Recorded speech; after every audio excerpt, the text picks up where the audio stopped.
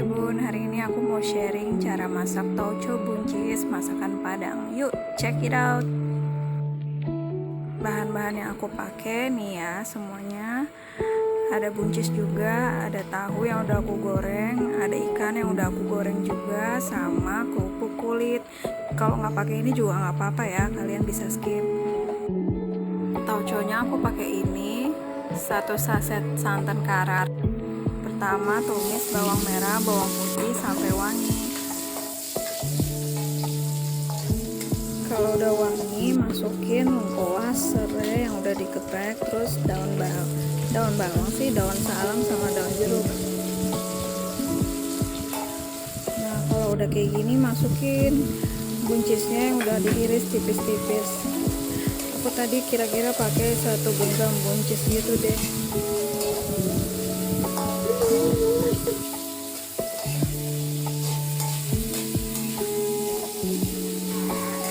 Masukin 2 sendok makan tauco, kayaknya aku masukinnya 3 sendok makan deh, soalnya aku pengennya wangi, tauconya tuh berasa banget.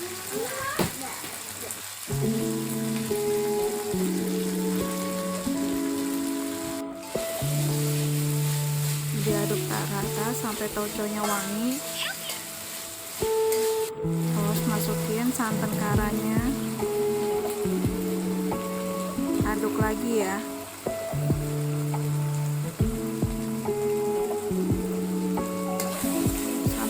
Aduk gini, terus jangan lupa tambahin air 500 ml air.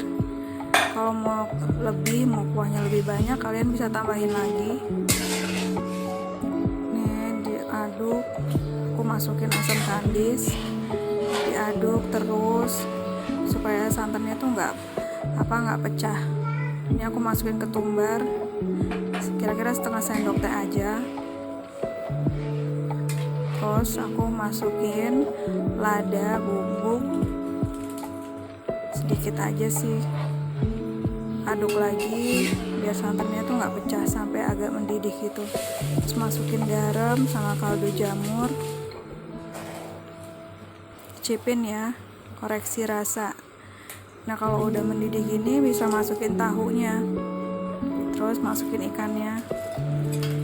Jangan sering dibolak-balik ya, apa diaduk-aduk, soalnya takutnya nanti malah ikannya tuh jadi hancur gitu. Jadi aduknya sesekali aja, pelan-pelan. Kayak gini nih.